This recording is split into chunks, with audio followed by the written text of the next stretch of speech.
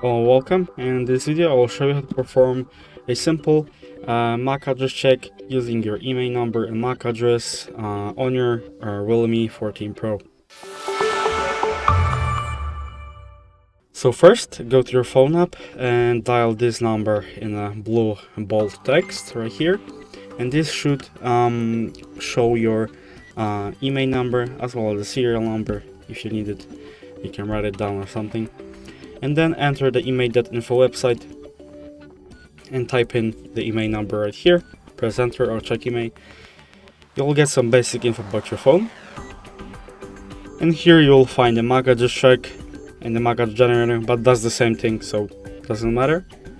And here you have to type in your MAC address, which is the physical address of your internet card in your phone, and you can find it in the about phone section of your phone. And now let's type it in and press check MAC address.